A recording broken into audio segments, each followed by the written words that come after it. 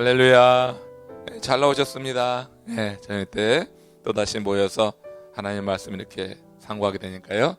참 좋고 감사합니다. 자, 모인 우리 가운데 주의 영이 같이 하길 바라고요. 자, 우리 계속되는 40일 이 부흥성의 새벽에 열심히 나오시는 덕택에 또 저녁 때는 조금 인원이 줄긴 했어요. 근데 오늘 대신 오전에는 한 30여 명 나왔었어요. 그래서 오전에 새벽 예배 마치고 또 기다렸다가 오전에 이 모임을 갖고 돌아갔습니다. 지금 비 오는데 아무튼 다시 오늘 이렇게 모이게 된 것 감사하고 모인 우리 가운데 하나님의 크신 은혜로 덧입혀 주시기를 바랍니다. 자, 우리 야고보서를 공부하면서 야고보 전체의 그 주제라고 하는 것은 온전함이다, 이런 말씀을 나눠보았어요. 그리스도 안에서의 온전함, 그래야지 하나님의 사역에 능력 있게 쓰일 수 있다. 그래서 온전함에 대해서 우리 야고보 사도는 계속해서 강조를 합니다. 그래서 이 온전함을 위해서 우리가 하나님의 말씀인 그 지혜로 무장해야 되겠다. 지혜가 부족하면은 능히 후히 주시고 넉넉히 주시는 하나님께 구하라. 그럴 때 우리 인생이라고 하는 것이 어떻습니까? 이게 강건해야 80이라고 하는데 강건한 80인생 속에도 수고와 슬픔을 자랑한다 그랬어요. 그 인생 가운데 왜 수고와 슬픔이 많는가 보니까 인생에 시험이 많아요. 그리고 시련도 많아요. 유혹도 많아요. 이런 삶을 살다 보니까 강건해서 80 사는 인생에 자랑할 것이 수고와 슬픔뿐이다. 우리 모세 이야기를 오늘 새벽에 나눠본 적이 있죠. 자, 이렇게 우리 인생이 그렇게 세상의 여러 가지 어려움으로 가득 차 있어서 이런 시험과 시련이 있는 인생이지만 지혜의 말씀이 있을 때 우리가 지혜의 말씀에 힘을 얻어서 인내할 수 있다고 하는 거죠. 그래서 1장에서 제일 중요한 단어 가운데 하나는 시험과 인내와 지혜의 말씀이에요. 그래서 우리가 시험이 있는 인생 속에서 이렇게 지혜의 말씀을 무장될 때 인내할 수 있다. 그러므로 우리가 온전해진다. 그런 얘기를 했고요.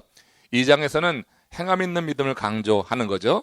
우리가 행함 있는 믿음을 통하여서 온전해진다 해서 교회 안에 차별을 금지하는 것, 그리고 성화를 이루는 거죠. 선을 행하라고 하는 것을 2장에서는 강조했습니다. 3장에서는 말에 실수가 없으면 온전한 자라고 했어요. 말에 실수가 없다고 하는 것은 달리는 말에 굴레를 씌우는 것처럼 말에 실수는 없는 사람은 그 사람이 자신의 삶에 굴레를 씌우는 것 같아서 이 몸으로 하는 그릇된 일들을 행하지 않게 하기 때문에 말에 실수가 없는 자가 온전한 자다, 이런 말씀을 나눴어요. 그래서 하나님의 말씀을 듣기는 속히 하고 또 사람의 말을 말하는 것은 더디하라, 이런 내용을 가지고 같이 상고했죠. 그리고 이제 4장에 들어와서 공동체의 혼란을 일으키는 그런 이제 싸우는 정욕에 대해서 상고해 보았습니다. 이 싸우는 정욕 가운데 특별히 정욕이라고 하는 것이 죄와 연결된 어떤 즐거움, 쾌락, 이런 거라고 말할 수 있는데 이 죄와 연결된 이런 어떤 기쁨을 추구하는 과정 속에서 그것이 자기가 원하는 대로, 육체에 원하는 대로 되질 않거든요. 그럴 때 나타나는 게 공동체 안에서 싸움을 일으키고 다툼을 일으킨다. 그래서 그 싸움이라고 하는 것은 이제 원래 용어로 보면은 전쟁이라고 하는 거예요. 그래서 이제 크게 아주 공동체를 나눠 놓는, 그래서 대립을 하게 하는 그런 원인 제공이 이 싸움의 정욕, 싸우는 정욕으로 말미암는다 하는 거고요. 또 다툼이라고 하는 것은 국지적으로 소규모적으로 한 사람 두 사람 마음 이간시키고 또 마음을 나누고 하는 이런 일을 속하여서 교회 안에 여러 그런 갈등을 일으키는 것, 이걸 이제 다툼이다, 이렇게 말했어요. 자, 이 모든 것을 일으키는 게 뭐예요? 마음에 싸우는 정욕이에요. 그래서 싸움의 정욕을 다스리지 못할 때 우리는 온전해질 수가 없어요. 온전한 자는 우리 심령 가운데 그 싸우는 정욕을 다스려서 이제 하나님 기뻐하시는, 하나님께서 우리에게 주시는 지혜의 말씀대로 살아가는 게 온전한 자다. 이렇게 지난주까지 공부했습니다. 자, 이제 오늘 야고보 4장 13절에서 17절에 보면은 여기서 어떻게 하는 것이 하나님을 따르는 생활인지, 그리고 하나님의 뜻을 따른다고 하는 것이 얼마나 중요한지, 여기에 대해서 이제 야고보 사도는 우리에게 가르쳐주고 있습니다. 자, 오늘 이 말씀을 우리가 잘 이해하기 위해서 1세기 그 당시 유대인들이 그 지역에서 어떤 위치에 있었는가, 요걸 좀 알 필요가 있습니다. 유대인들은 그 상술이 아주 역사와 전통을 자랑하죠. 정말로 장사를 잘하는 사람들이에요. 가는 곳마다 상업이 발달하고 무역이 그들로 인해서 번성했어요. 그래서 그 당시 그 지역에 있는 여러 신흥도시에서 유대인들을 유입하기도 하고 유대인들이 들어가기만 하면 환영해 준 거예요.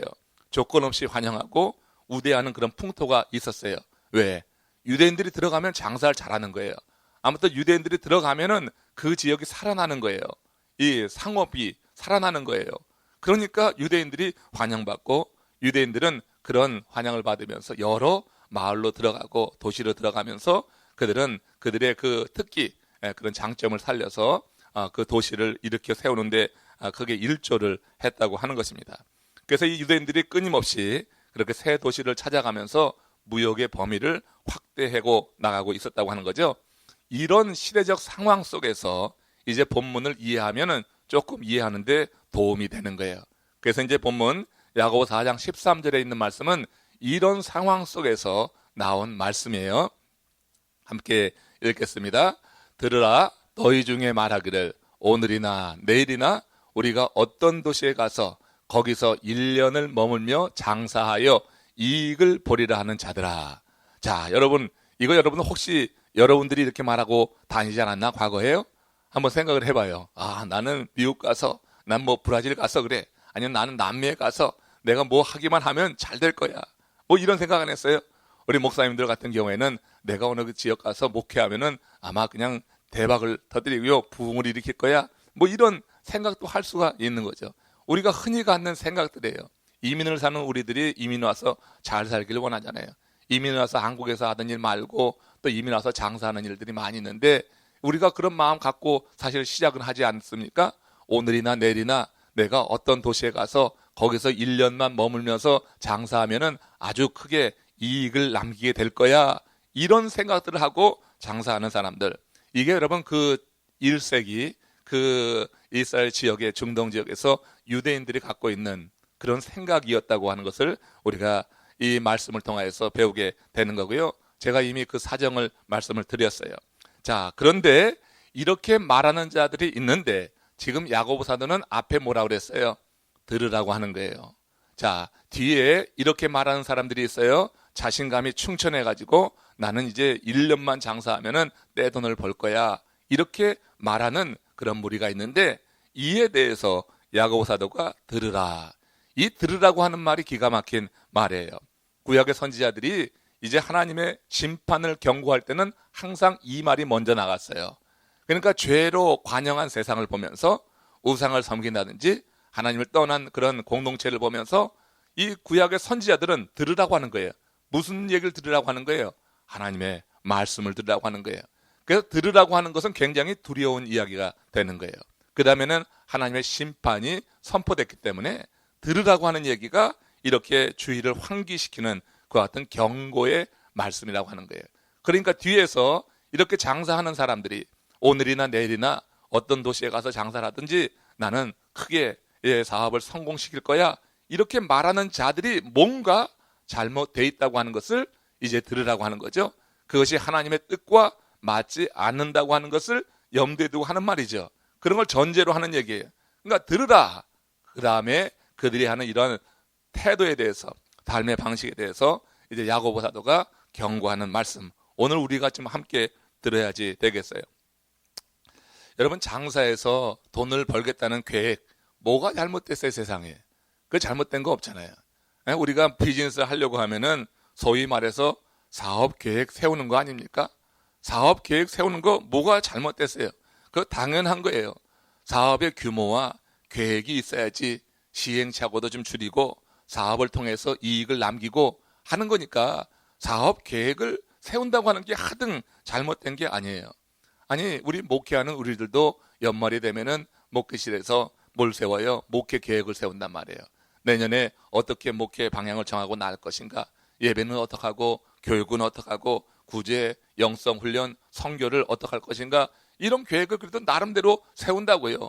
뭐 하나 디테일하게 정말로 그렇게 아주 자세히 세우면 더 좋지만 그렇지 않더라도 아무튼 대략적인 그런 계획을 갖고 새해를 맞이하는 것은 사실이에요. 그러니 여러분 세상 사람들이 돈과 관련되는데 이게 여러분 살면서 이 돈이 얼마나 피 같아요. 그러니 이 사업에서 한번 엎어지면 큰일 나니까 그냥 미리 계획을 세우는 거 이게 뭐 하등 잘못됐느냐고요. 그렇지 않다고 하는 거죠. 야고보가 이렇게 사업 계획을 세우는 것 여기에 대해서 근데 경고를 하는데 그 이유가 무엇인가 하는 거예요. 왜 사업 계획을 하는데 이게 문제가 되는가? 아니 사업하는 사람이 이익을 남기는 건 당연한 거 아니야? 그리고 사업을 하면서 처음부터 그냥 자신감이 없어서 그냥 쭈그러들고 시작하는 것보다 내가 1년 동안 하면은 잘 될 거야. 자신감 갖고 하는 게 뭐가 잘못된 것인가? 우린 그렇게 생각할 수 있는데 분명히 야고보 사도는 들으라고 하는 거예요. 너 잘못됐다. 네 그 태도가 잘못됐다. 네가 지금 갖고 있는 그 생각이 잘못됐다. 이렇게 말하고 있는 거예요. 왜냐하면 그 계획을 수립함에 있어서 지금 뒤에 가서 보면 알지만 그 계획을 수립하는 사람들이 하나님의 뜻에 대해서는 하나님이 그 계획에 전혀 반영이 되지 않아요. 하나님께서 관여하지 않는 자기만의 계획이라고 하는 거예요. 자기가 살아온 경험이 있잖아요. 자신이 살아온 그런 어떤 방식이 있잖아요. 그것만 가지고 세운 이 계획에 대해서 문제를 삼고 있는 거예요. 저는 여러분 목회하면서 어떤 분이 한 그 비즈니스 그 장을 한 30개, 50개까지 늘리겠다고 자신이 충만한 사람을 한번 만난 적이 있어요. 그리고 실제로 3개, 5개 막 이렇게 비즈니스가 넓어져 가는 거예요. 여기는 뭐 비즈니스가 또 큰 데도 있지만 작은 데도 있지만 또 제가 목회하던 데는 굉장히 큰 사이즈로다가 그렇게 가게를 오픈하고 막 그랬어요. 뭐 가게 오픈할 때 보면은 뭐 일일이 다 그냥 안에 실내 장식도 하고요. 하도 많이 해가지고 그냥 손에 익어가지고 잘해요. 인벤토리 벌써 이렇게 스탁하는 것도 틀리고 디스플레이 하는 게 틀려요. 인벤토리 어떻게 디스플레이냐에 따라서 그 장사 나가는 물품이 달라진단 말이에요. 굉장히 그런 게 아주 박식해. 그래갖고 뭐 한 30개, 50개를 더 확대해 갔다고 아주 확신에 차고 자신감이 넘쳐가지고 그렇게 말하고 실제로 한 5개까지 오픈했다가 그 다음에는 완전히 그냥 꺾어져가지고 간신히 하나 건져가지고 그렇게 있는 분을 봤습니다. 여러분 우리가 어떤 비즈니스 할 때 잘 되기를 다 원하죠. 그리고 자신감을 갖고 가는 거 좋은데 그런데 정말 기도가 없어요. 정말 기도가 없고 예배가 없어요. 우리가 믿음의 사람들이 생각할 때 기도가 있고 예배가 있고 하나님이 그 일에 관여하시기를 원하는 그런 소원을 갖고 시작해야지 이게 여러분 뭘 지금 돼도 될 것 같은데 우리 생각에는 그런데 세상의 방식으로 살아왔던 그분들 생각에는 그렇지 않은 거예요. 내가 과거에 이렇게 됐으니까 앞으로도 이렇게 될 것이다. 그러니까 과거에 한 걸 가지고 미래에 어떻게 될 거에 대해서 확신을 갖고 자신을 갖는데 미래라고 하는 것이 우리의 영역이 아니라고 하는 것을 지금 야고보 사도는 들으라고 하는 거예요. 그래 과거에 그렇게 잘해봤어? 그래 과거에 잘 됐어? 과거에 한 게 그래도 어떤 열매가 있었어?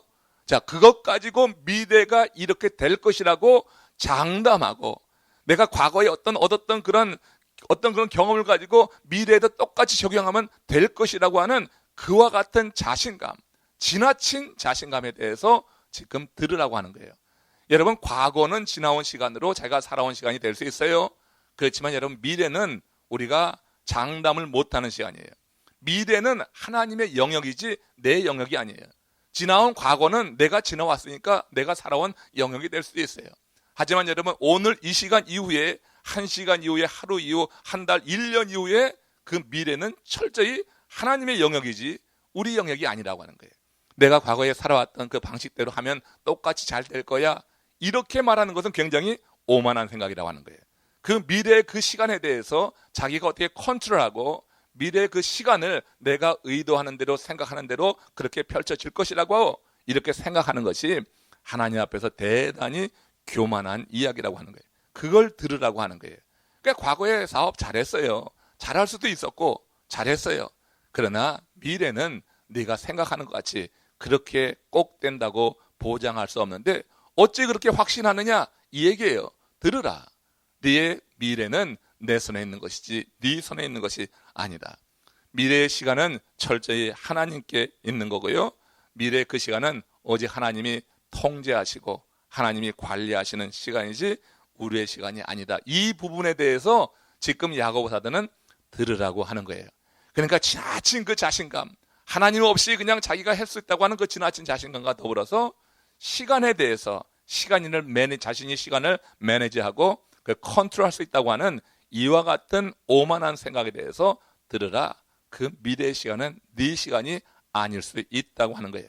그래서 야고보서 4장 14절에서 이어지는 말씀에 이렇게 이어지는 거죠. 내일 일을 너희가 알지 못하는도다. 너희 생명이 무엇이냐?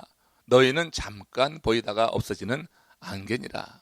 어찌 네가 내일 일을 장담하냐? 그 얘기예요. 지금 이 사람이 장담한 게 뭐예요? 아니 1년 후의 일을 장담을 하는 거예요. 내일 일도 아니에요. 내일 일도. 아니 내일 일도 모르는데 1년 후의 일을 장담해?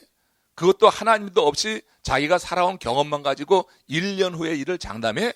이거 안 됐다. 이거 잘못됐다. 들으라 하는 그런 얘기가 되는 거죠. 여러분, 우린 내일 일을 알지 못해요. 이거 뭐 우리가 찬양만 하는 게 아니라 진짜 여러분, 우리 믿음의 사람들이 그런 고백을 좀 할 수 있어야 될 것 같아. 내일 일을 어떻게 알아요? 지금 건강한 사람 하루 후에요 그냥 꺾어져서 그냥 생을 달리하는 경우 많이 봤어요. 건강을 자신하다가 그 건강으로 인해서, 자신한 건강으로 인해서 아주 그냥 꺾어지는 인생만. 오히려 골골한 사람이 오래가. 골골하면은 미리미리 준비하잖아. 미리미리. 뭐 힘들게 하지 않고 한계를 넘지 않고 골골한 사람이 오래 산다고. 그런 얘기가 괜한 얘기가 아닌 거예요. 자기의 건강에 대해서 자신하면 그 자신하는 건강 가지고 오히려 더 큰 화를 당할 수도 있는 것을 생각하고, 내일 일은 절대로 내 영역이 아니라 하나님이 허락해 주시면 받을 수 있는 선물이야. 예? Tomorrow, present이에요. 하나님이 내게 주신 선물이지 이게 내가 어떻게 해서 얻을 수 있는 게 아니라고 하는 거. 이걸 지금 야고보 사도는 배우라고 하는 거예요. 그걸 들으라고 하는 거예요. 그렇게 경고하고 있는 거예요. 얼마 전에 남북 이산가족 상봉이 우리 고국에서 또 있었어요. 뭐 45년 전에 납북된 어부, 그 어머니가 만나가지고 그냥 둘이 부엉켜 안고 통곡하는 그 장면이 뉴스에 방영되고 했잖아요. 예전에 여러분 근데 1.4.5세 때 우리 북한에 있는 분들이 내려올 때 저희 부모님도 1.4.5세 때 내려오셨거든요. 그때 내려오셨다가 뭐 그때 내려오실 때는요 한 며칠만 있으면 돌아간다고 다 그랬대요. 며칠만 있으면. 근데 60년이 지나도록 못 돌아가셨어요. 아직도 못 돌아가고 계시고요. 저희 아버님은 오래전에 돌아가셨고요. 지금 남은 사람도 별로 없어요. 이제 그때 내려온 사람 가운데 남은 사람들 별로 없어요. 내일이면 모레면 일주일이면 돌아올 거야. 그렇게 다짐을 하고 내려왔지만 생이별을 하고 말았어요. 내일 일을 누가 알아요? 내일 일 몰라요. 아무도 몰라요. 그걸 자랑할 수가 없는 거예요. 알지 못하는 그 영역에 대해서 1년 후에 내가 이곳에 가서 저곳에 가서 내가 장사를 해서 이익을 본다고 말하는 게 얼마나 교만하냐. 그것도 하나님 없이 하나님의 뜻은 묻지도 않고 자기의 경험, 지나온 과거 그 경험만 가지고 하나님의 영역에 속한 미래를 자기가 장담한다고 하는 것이 얼마나 잘못됐는가. 이에 대해서 들으라. 이렇게 말씀을 하고 있는 거예요. 김동호 목사님이라고 예전에 그 한국에서 크게 목회하셨던 목사님, 지금 은퇴하셨지만 그 목사님이 노모님을 모시고 계시는데요. 노모를 모시고 계시는데 바깥에 이제 외출할 때면은 그전에는 꼭 나갈 때마다 어머님 다녀오겠습니다 그랬었는데 어떤 계기를 통해서 그 인사말을 바꿨다는 거예요. 어머니 다녀오겠습니다는 말을 어머니 갑니다 이렇게 말했다고 하는 거예요. 그게 무슨 말이냐면은 다녀오겠다고 하는 것은 내가 지금 나가는 건 내 의지로 나가지만 돌아오는 것은 내 의지로 되지 않을 수 있다고 하는 거예요. 지금 나가요. 지금 현재 나가지만 그리고 한참 시간이 지나서 돌아오는 것은 이게 내 생각대로 안 될 수 있다고 하는 거. 어떤 계기를 통하여서 그런 깨달음을 갖고 인사를 바꿨대요. 유난 떤다고 생각했지만 오늘 이 말씀을 비추어 보면 여러분 우리 공감할 수 있는 말이에요. 내일 일은 알지 못하는 거예요. 지금 현재 이 시간 이후의 일은 철저히 하나님의 영역에 속한 거예요. 그 시간을 가지고 내가 장담하는 것은 하나님의 영역에 하나님께 도전하는 것이 되어서 잘못된 거다. 그래서 그렇게 사업 계획을 세우는 게 뭐가 잘못됐어요? 이익을 남기는 게 뭐가 잘못됐어요? 그렇지만 이렇게 하나님 없이 그 내 영역이 아닌 그 부분에 대해서 장담을 하고 이렇게 호언하는 것에 대해서 그것이 잘못이다. 이렇게 분명히 지금 야고보 사도는 말씀해 주고 있는 거예요. 자, 우리가 알아야 될 것은 미래의 일을 아는 것은 인간에게 허락되지 않은 것이다. 미래를 알려고 하는 시도 자체가 하나님께 반역하는 것이다 하는 것이 성경에 있어요. 시편 18편 9절에서 12절에 보면 미래를 알려고 하는 시도가 하나님께 도전하는 거예요. 같이 읽습니다. 내 하나님 여호와께서 내게 주시는 땅에 들어가거든 점장이나 기륭을 말하는 자나 요술하는 자나 무당이나 진언자나 신접자나 박수나 초혼자를 너희 가운데 용납하지 말라. 이런 일을 행하는 모든 자를 여호와께서 가증히 여기시느니라. 자, 이런 사람들이 다 뭐예요? 미래 일을 말하는 사람들이죠. fortune teller라고 하죠. 미래 점쟁이들, 미래 일, 이 사람한테 무슨 일이 앞으로 있을 것이다. 그러니까 어디로 가지 말라, 누굴 만나지 말라, 뭘 주의하라, 뭐 이따위 소리를 하는 거잖아요. 그러니까 미래 일에 대해서 말하는 사람들, 이 모두예요. 요술하는 자, 무당, 진언자, 신잡자, 박수, 초혼자, 이게 다 미래에 대해서 알려주고 거기에 알려주는 일을 통하여서 이득을 보는 자들이란 말이에요. 이런 일을 행하는 모든 자를 여호와께서 가증히 여기신다고 했어요. 그러니까 내가 너희에게 주는 땅에 들어가거든 바로 이런 사람들을 가까이 하지 말라. 그들을 너희 가운데 용납하지 말라. 그들을 네 가운데서 공동체에서 다 물리치라. 이렇게 말씀하고 있는 거예요. 하나님께서 인간에게 미래를 알 수 있도록 허락하지 않은 데는 이유가 있는 거예요. 그거는 우리가 우리의 미래를 전적으로 하나님께 의존해서 살기를 원한다고 하는 거예요. 우리가 하나님께 의존하게 될 때 우리는 죄로부터 멀어지게 되는 거예요. 근데 여러분, 하나님을 의존하지 않고 미래를 내 마음대로 우리가 계획하고 살 때 우리는 철저하게 죄에 가까워질 수밖에 없어요. 우리가 여러분 죄의 본성이 있기 때문에 하나님을 떠난 인생은 죄와 가까이 하는 게 자연스러운 거고, 그게 여러분 굉장히 우리에게 기쁨을 주는 거예요. 하나님을 떠난 인생은 죄를 짓게 마련이에요. 그래서 하나님께서 미래를 알지 못하도록 함으로 인해서 미래를 전적으로 하나님께 의존하게 될 때 우리는 그 가운데 하나님의 우리를 향하신 뜻도 알고 또 죄도 멀리하면서 하나님과 동행하는 삶을 살 수 있기 때문에 미래에 대해서 우리에게 아는 것을 허락하지 않았다 하는 것을 생각해 봅니다. 잠언서 27장 1절에 보면 너는 내일 일을 자랑하지 말라. 하루 동안에 무슨 일이 날는지 내가 알 수 없습니다. 그랬습니다. 하루 앞을 내다볼 수 없는 것이 우리의 삶인데 1년을 계획한다고 하는 게 얼마나 어리석은 일인가. 다시 한번 깨우치게 하는 그런 말씀이라고 생각해요. 누가복음에 나오는 어리석은 부자는 이와 관련해서 많은 경우에 잘 인용이 돼요. 누가복음 12장 19절에 있는 말씀입니다. 같이 한번 읽어봅시다. 내가 내 영혼에게 이르되 영혼아 여러 해 쓸 물건을 많이 쌓아두었으니 평안히 쉬고 먹고 마시고 즐거워하자 하리라 하되 하나님은 이르시되 어리석은 자여 오늘 밤에 내 영혼을 도도 찾으리니 그랬어요. 그러니까 우리의 생각은 여러 해 쓸 물건을 많이 쌓아두었으니까 평안히 쉬고 먹고 마시고 즐거워하자 하는데, 하나님은 그런 자를 향해서 어떻게 해요? 어리석다고 말했어요. 왜? 내일 일을 자랑하고 있는 거예요. 그는 지금 여러 해 쓸 물건을 쌓았으니 오늘 좀 편히 쉬고 먹고 마시자 하지만 그게 어리석다. 몇 해 먹을 그런 양식을 쌓아두었어도 그래도 그것을 네가 다 먹을 수 있을 것 같으냐? 뭐라고 그랬어요? 어리석은 자여 오늘 밤에 네 영혼을 도로 찾으리니 그러면 내가 준비한 것이 누구의 것이 되겠느냐? 그렇게 땀 흘려서 수년치를 지금 쌓아두었는데 네가 준비한 것이 누구의 것이 되겠느냐? 예? 어제도 말씀드렸지만 요즘 우리 고국에서는 롯데 그 기업 있잖아요. 신격호 회장이 노인이 돼가지고 이제 그 첫째 둘째 아들 뭐 그냥 그거 뭐 싸우는 거 보면은 너무너무 정말 허망하더라고요. 예? 그렇게 많은 재산 쌓았는데 그거 누구 것이 되느냐? 지금 여러분 아버지가 힘도 못 쓰고 있고 아들끼리 그렇게 다툼을 벌이고 있고, 참 여러분 그게 부자가 좋은가? 그 부자 간의 이 관계가 이렇게 깨져서야 되겠나 하는 생각도 하지 않습니까? 여러분 우리가 몇 해를 먹을 양식을 쌓아두었으니 오늘 평안히 쉬고 먹고 마시자. 내 생각이에요. 이거는 내 생각이에요. 몇 해를 먹을 양식을 준비했다고 내가 몇 해를 살 수 있다고 하는 것은 굉장히 교만한 거예요. 그 미래 시간 몇 해 동안의 시간을 어떻게 내 마음대로 내가 살 수 있다고 장담을 해요? 그건 아니라고 하는 얘기예요. 너 지금 네 미래의 시간을 네 시간인 양 네가 그렇게 막 디자인하고 있는데 웃기는 소리 하지 말아라. 어리석은 자여, 내 영혼을 내가 오늘 밤 도로 찾을 거면은 네가 준비한 이 양식이 누구 것이 되겠느냐? 너는 애만 썼지 실제로 너는 이거 먹지도 못하고 누리지도 못하고 이게 다른 사람에게 다 흘러가게 될 것 아니냐? 자기를 위해서 재물을 쌓아두고 하나님께 대하여 부여하지 못한 자가 이와 같으니라. 그런 결론을 내렸어요. 나름대로 미래를 준비했지만 당장 그날 밤 일을 알지 못하는 게 인생이에요.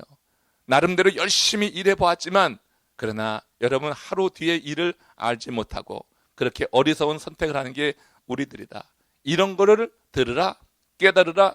그러니 미래를 장담하지 말라. 시간이 네 소유에 있다고 하는 것으로 착각하지 말라. 미래는 철저히 하나님의 영역이다 하는 것을 이렇게 가르쳐주고 있는 거예요.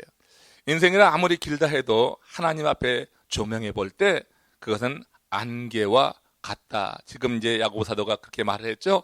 우리 인생이 안개와 같다. 그렇게 말씀했습니다. 그럼에도 불구하고 사람들은 인생이 영원히 지속될 것처럼 그렇게 살고 있는 어리석음이 있어요. 그래서 우리는 때때로 우리의 삶이 반드시 중단된다고 하는 사실을 한 번 정도 기억하며 살아갈 필요가 있어요. 그런 시간을 갖는 게 지혜로운 자의 삶이에요. 내 인생이 반드시 중단되죠. 이 세상에 숨 쉬는 사람 가운데 그 인생이 중단되지 않을 사람이 누가 있겠어요. 근데 지금 건강한 것 같으니까 지금 뭔가 좀 되는 것 같으니까 삶이 영원히 지속될 것처럼 착각을 해. 그러나 지혜자는 잠시 동안 머물러서 사는 중간중간 머물러서 내 삶이 반드시 중단될 수밖에 없는 그러한 유한한 인생이라고 하는 것을 생각할 때 우리는 지혜를 얻게 되는 거예요. 저는 여러분 이렇게 1년에 한 차례 이렇게 40일 정도 부흥회, 40일 정도가 아니라 대단한 일을 하는 거죠. 사실은 이민을 살아가면서 40일을 새벽 부흥성회 한다고 하는 게 이게 보통 일은 아니에요.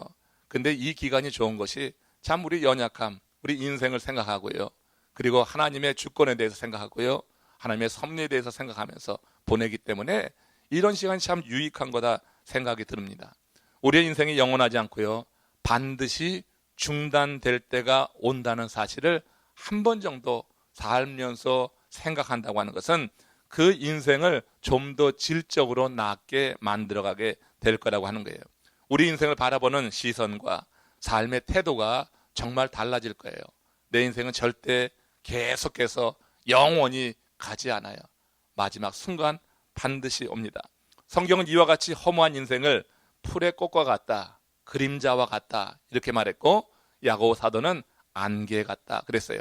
눈에 보이는 것 같지만 곧 사라지는 안개 같다.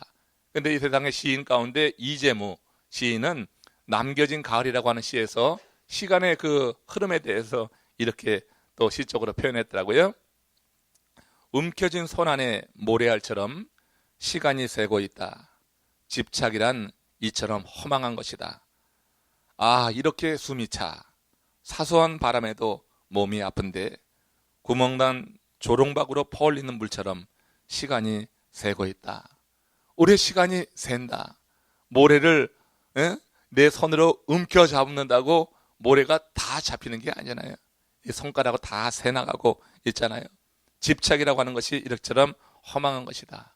우리가 시간을 붙잡고 이 시간을 내가 컨트롤할 수 있을 것 같지만 아니라고 하는 거예요. 시간은 다 새가는 거예요.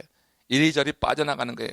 구멍난 조로방 퍼올리는 물 다 새는 것처럼 우리 시간이 새고 나중에는 남은 물 별로 없는 그 상태에 이른다. 이 일에 대해서 생각하는 게 지혜다. 그래서 시편 90편 12절에서는 이 모세의 시인데 이렇게 말했어요. 우리에게 우리 날 계수함을 가르치사 지혜의 마음을 얻게 하소서 그랬어요. 우리의 날이 매일같이 지워져 가는 거예요. 하나님이 각 사람에게 정한 기한이 있어요. 우린 지금 모르죠. 그렇지만 하나님께서 우리 각 사람에게 정해주신 기한은 다 있는 거예요. 다 있단 말이에요. 이게 이 땅에서 영원히 못 살고 이 땅에 정해준 기한이 있잖아요. 근데 이 시편 기자가 이야기하는 것처럼 우리에게 우리 날 계수함을 가르치사 그랬어요. 내가 매일같이 내 삶을 지워가는 거예요. 남아있는 삶을 이만큼 써서 지워가는 거예요. 그걸 계수하는 지혜를 그걸 가르치사 지혜의 마음을 갖게 하소서. 그런 사람이 지혜롭다. 이 땅에 남은 날이 얼마 되지 않는다고 할 때 우리가 그 사람의 마음에 믿음이 들어가면은 우리의 삶이 지금 여기서는 유한하지만 그러한 믿음이 들어간다고 하는 것은 영원한 삶을 바라보는 거거든요. 영생에 대해서 우리가 믿게 되는 거거든요. 그러니까 유한한 삶, 내게 지금 남은 날이 이렇게 돼가고 있구나. 지금 매일같이 지워져가는 삶 속에서 남은 것이 얼마 되지 않았다고 할 때 이 남아있는 기간 동안에 우리가 이 남아있는 것을 다 쓰고 이 땅에서 망해버릴 거냐? 아니란 얘기죠. 지혜 있는 자는 남아있는 그 시간에 영원한 삶을 준비하는 그런 자가 될 것이다. 그 지혜의 마음을 얻게 해달라고 하는 것이 그런 의미가 있을 거예요. 남아있는 날이 얼마 안 됐으니까 좌절하라고 하는 게 아니잖아요. 그렇잖아요. 남아있는 날이 얼마 되지 않았으니까 절망하라고 하는 게 아니에요. 여지까지 힘써 일했고 애써가지고 벌어 모았는데 쓰지도 못하고 간에 그렇게 탄식이나 하고 있으라고 남은 날을 계수하라고 하는 게 아니에요. 남은 날을 계수하라고 하는 것은 이제 영원한 삶을 위해서 어떻게 사는 것이 바른 삶인가, 어떻게 주의 뜻을 이룰 때 그 영원한 삶에 우리가 들어갈 수 있을까, 이런 것을 생각하면서 그 짧은 인생, 남은 인생 속에 더욱더 하나님을 가까이 하라, 그리고 하나님의 뜻에 대해서 우리가 좀 더 깊이 알라 하는 그런 말씀일 거예요. 이게 지혜의 마음이죠. 우리가 남은 날을 계수할 때 신앙인들은 이런 지혜의 마음을 가져요. 그런데 믿음이 없는 사람들은 남은 날을 계수하면요 절망해요. 남은 날을 계수하면 정말 좌절해요. 그냥 살아온 게 허무한 거야. 그야말로 지나온 인생에 자랑할 것이 수고하고 슬픔밖에 없어요. 그런 인생이면 안 되잖아요. 여러분, 우리가 하나님 바깥에 있을 때는 지나온 날이 슬픔과 수고와 슬픔으로만 이렇게 자랑할 것이 있다 하지만 우리가 주 안에 있으면은 그러면 안 돼요. 그러면 안 되죠. 우리 인생이 왜 슬픔과 수고로만 점철되어 있어요. 주님을 알아서 그 이후에는 우리가 새로운 피조물이 되면은 그때부터 우리의 심성에 하나님이 주시는 기쁨이, 하나님이 주시는 평안이 있어서 수고와 그 슬픔만이 아니라 하나님이 주시는 그런 믿음 안에서 긍정적인 소망을 갖게 될 줄로 믿습니다. 그러니까 남은 날을 계수하게 될 때 영원한 삶을 생각하는 지혜의 마음을 갖게 되면서 우리의 삶이 이제는 수고와 슬픔으로 점철된 인생이 아니라 주 안에서 소망을 갖게 되는 삶으로 변화된다고 하는 거예요. 그러니까 이게 지혜의 마음이 되는 거고요. 이렇게 우리가 지혜로운 자가 되라고 지금 들으라, 지금 야고보 사도는 권면하는 거고요. 온전한 하나님의 사람이 되려고 하면 들어야지 돼요. 하나님의 말씀을 들어야지 돼요. 지금 들어야지 돼요. 지혜의 말씀을 들어서 그 말씀을 듣는 가운데 우리의 삶을 준비해 나가는 것이 신앙적으로 온전한 삶, 하나님의 일을 위해서, 사역을 위해서 준비하는 그런 삶이 될 것이라고 하는 겁니다. 자, 야고보서 4장 15절 16절로 넘어갑니다. 너희가 도리어 말하기를, 같이 있습니다. 주의 뜻이면 우리가 살기도 하고 이것이나 저것을 하리라 할 것이오늘 이제도 너희가 허탄한 자랑을 하니 그러한 자랑은 다 악한 것이다. 아까 13절에서 말한 그 얘기예요. 이제 거기서 허탄한 자랑을 했어요. 하나님은 없어요. 하나님의 뜻도 없고요. 자기의 경험만 있어요. 자기의 의지만 있어요. 자기만 믿는 거예요. 그러나 그가 믿는 그 모든 것이 허탄한 자랑이 될 것이다. 한마디로 허탄한 자랑이 될 것이다. 너희가 말하기를 주의 뜻이면 우리가 살기도 하고 이것도 하고 저것도 하리라 해야지 되는데 이렇게 허탄한 자랑만 하고 있구나. 허탄한 자랑하는 그 사람에 대해서 지금 다시 한번 경고합니다. 여러분, 허탄이라고 하는 것은 방황한다고 하는 뜻이에요. 허탄이라고 하는 게, 그런데 좀 더 깊이 고찰하면은 없는 것을 있는 것처럼 장담하는 게 허탄이에요. 여러분, 허풍 떠는 사람들 없는 것을 있는 것처럼 장담하잖아요. 허풍쟁이들이 그런 거 아니에요. 없어요. 손에 쥐는 거 없어요. 근데 있는 것처럼 장담하는 거예요. 허탄한 자랑이 그래요.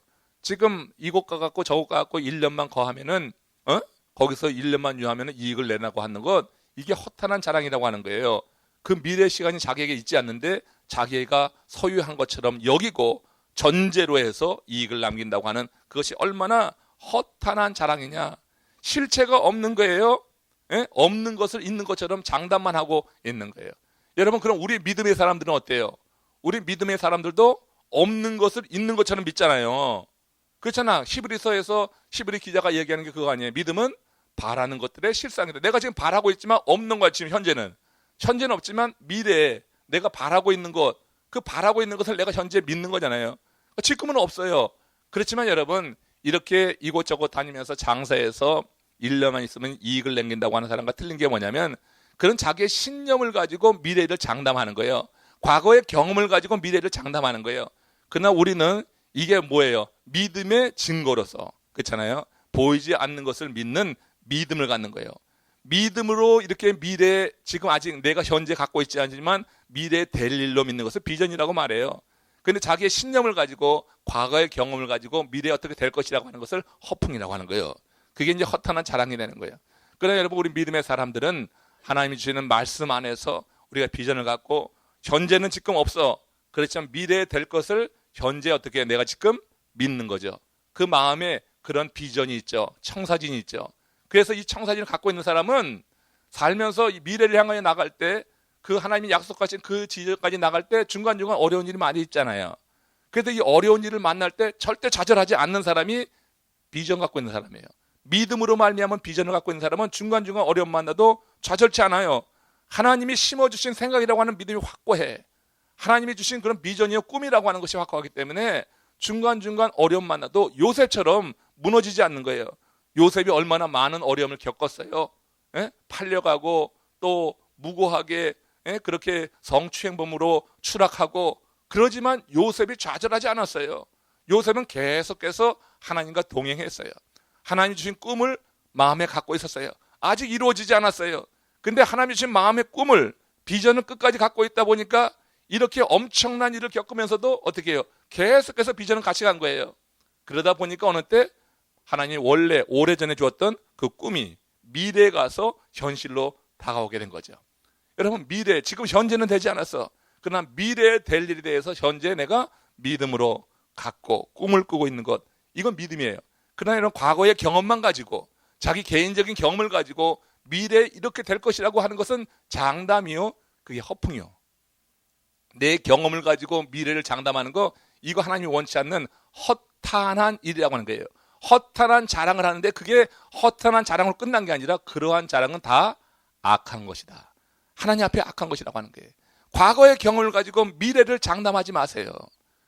미래 그렇게 하는 건 옳지 않은 거예요. 신앙인들은 과거에 내가 어떻게 살아봤으니까, 과거에 내가 이런저런 일을 해봤으니까 미래가 이렇게 될 거야, 이거는 하나님 앞에 옳은 일이 아니에요.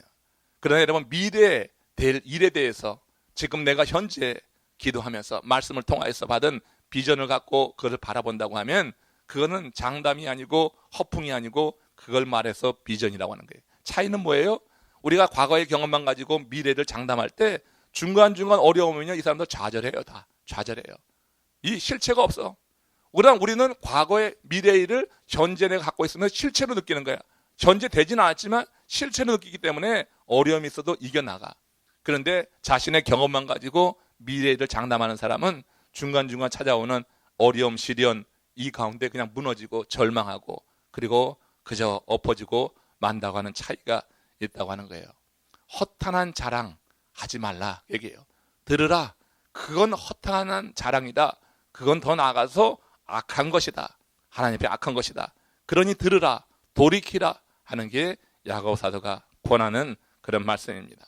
인간이 살면서 어느 정도 성공도 하고 좋은 업적을 쌓을 수도 있습니다. 그러나 그런 것에 우쭐해서 자기가 성취한 것만 내세우고 자기를 드러낸다면 그건 교만한 일이고 하나님께서 원치 않는 일이에요. 성공을 했더라도 그것은 하나님의 은혜입니다. 이렇게 고백하는 것이 구원 얻은 하나님의 사람들, 온전한 성도들의 모습이라고 하는 거예요. 내가 뭘 이뤄도 하나님의 은혜라고 하는 것이 입에 발린 립 서비스가 아니라 진심으로 하나님의 은혜입니다, 이렇게 말할 수 있는 것이 온전한 성도의 모습이라고 하는 거예요. 한 예를 새벽에도 나눠봤지만 시편 30편 7절에 다윗의 고백에서 알 수가 있어요. 이게 여러분 온전한 성도의 모습이라고 보면 됩니다. 여호와여, 주의 은혜로 나를 상같이 주의 얼굴을 가리심에 내가 근심하였나이다. 지금 여러분, 다윗은 하나 큰 일을 이룬 사람 아니에요? 아니, 한 나라의 왕이 됐어요.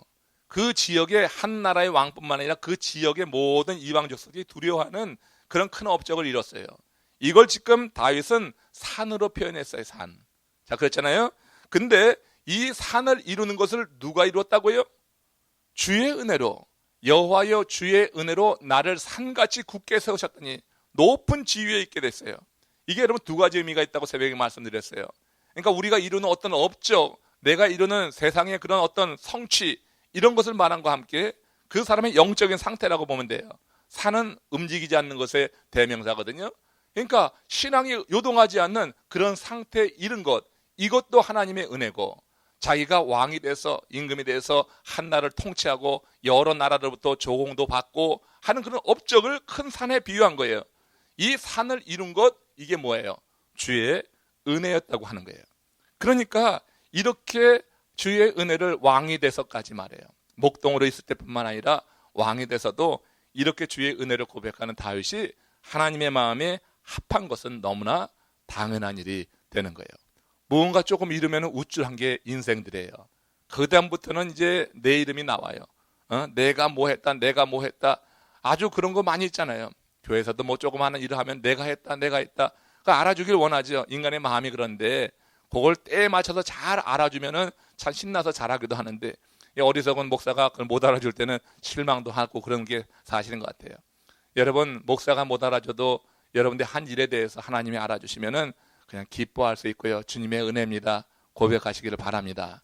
무슨 일을 하든지 주님의 은혜를 알면은 사람 때문에 섭섭해지지 않는데, 주님의 은혜는 사실 없어.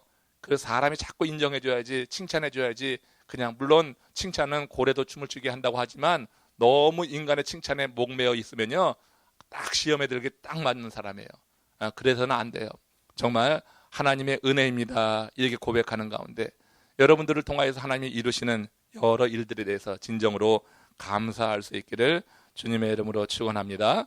그래서 우리도 주께서 주신 은혜로 내 삶이 지금 이만큼 됐습니다. 지금 내가 이룬 것이 뭐 남들이 보면 뭐 별거 가진 것 같지만 않지만, 그래도 여러분 최선을 다해서 지금 이만큼 삶의 기반이 이루어 나왔잖아요. 이만큼 삶의 기반이 된 것이 주의 은혜라고 진정으로 생각하세요. 주의 은혜입니다. 여러분, 주님의 은혜입니다. 강요로 아멘하지 마시고 진정으로 아멘할 수 있기 바라요. 지금 이렇게 상태, 지금 있는 것 주님의 은혜예요. 그 감사하세요. 그리고 이렇게 우중에도 예배에 나올 수 있는 것, 40일 부흥성이 계속돼서 피곤한데도 또다시 저녁 때 나와서 하나님께 예배하는 것, 이게 여러분 주님의 은혜예요. 자랑할 거 없어요. 그냥 주님의 은혜만 감사하면 돼요. 또 나와서 말씀 들을 수 있는 것이니까 은혜 아니에요. 이게 얼마나 은혜야. 그거 가지고 나는 이렇게 하는데 왜 저 사람들은 그냥 새벽에 그냥 엎어져 잠만 자나 봐. 이거는 아주 그냥 은혜를 다 쏟아버리는 거예요. 그저 내 마음에 하나님이 주신 은혜가 있어서. 그런데 이상하게 우리는 자꾸 그걸 가지고 누구를 정죄하고 판단하고 하는 그런 아주 악한 모습이 있어요. 그러지 맙시다. 그저 하나님의 은혜입니다. 이렇게 고백할 때 하나님께서 기뻐하실 줄로 믿습니다. 자, 이제 마지막으로 17절 말씀하고 마칩니다. 자, 그러므로 사람이 선을 행할 줄 알고도 행하지 아니하면 죄다 그랬어요. 자, 여기서 선이라고 하는 것은요, 하나님의 뜻과 관련이 돼 있어요. 하나님의 뜻과 관련된 게 선이에요. 그러니까 지금까지는 하나님의 뜻을 모르는 사람에 대해서 이야기했어요. 자기의 경험만 믿고 자기의 지식만 믿고 했던 사람, 그래서 어느 곳에 가든지 1년만 머물면은 이익을 낸다고 하고 허탄한 자랑을 하는 사람은 하나님의 뜻에 대해서 모르는 그런 사람이었어요. 과도한 자신감, 그리고 미래의 시간을 컨트롤할 수 있다고 하는 그런 사람들에게 주신 말씀이라고 하면, 지금 17절에 있는 이 말씀은 하나님의 뜻을 알지만 그 뜻에 순종하지 않는 사람의 이야기예요. 그러니까 1절에서 13절에서 16절까지가 그럴 거고 17절은 바로 이렇게 나눠질 수 있다고 하는 거예요. 그러니까 이 하나님의 선, 뜻이라고 하는 것이 하나님의 뜻과 관련되어 있다. 그래서 사람이 선을 알고도, 이 얘기는 사람이 하나님의 뜻을 알고도 행치 아니하면 그게 죄라고 하는 거죠. 그러니까 우리는 하나님의 뜻을 이제는 알아요. 하나님의 말씀을 들어서 알고 읽어서 알고, 또 우리가 기도 중에 하나님이 계시해 주시죠. 하나님이 계시해 주셔서 하나님의 뜻을 알아요. 여러분들이 주일날 나와서 설교만 들어서 하나님의 뜻을 많이 들어요.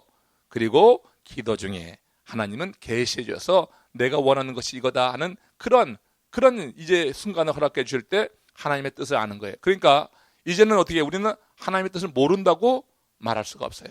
선을 행할 줄 알고도 행하지 않으면 그게 죄다. 이 선은 하나님의 뜻과 연결되는 거예요. 하나님의 뜻을 행하는 게 뜻을 행할 줄 알고도 행치 아니하면 이게 죄가 될 것이다. 그럼 우리가 어떤 걸 하나님의 뜻이라고 분별할 수 있을까? 이제 아까도 말씀드렸지만은 한번 이런 예를 한번 들어보겠어요. 할머니 한 분이 버스를 타셨어요. 짐을 올려놓고 뒤지는데 돈이 없는 거예요. 짐은 올려놨는데 주머니 뒤에 돈이 없어요. 그래서 미안해서 기사한테 기사 양반 미안한데 돈이 없네요.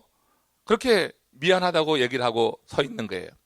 계속 미안하다고 하는데 이 기사 양반이 화를 내면서 돈도 없는데 왜 타요? 당장 내리세요 하고 소리를 치는 거예요. 이 할머니가 그 버스를 꼭 탔어야지 됐나 봐요. 그러니까 내리지 못하고 계속 머뭇거리면서 무안해하면서 미안하다고 그렇게 이야기만 하고 있는 거예요. 마침 출근길이었대요. 출근길이니까 사람이 많잖아요. 손님들이 많았는데 손님 중에서 그냥 출발하라고 그 기사를 나무라는 사람도 있고 그 할머니들로 내리라고 할머니를 나무라는 사람들도 있어요.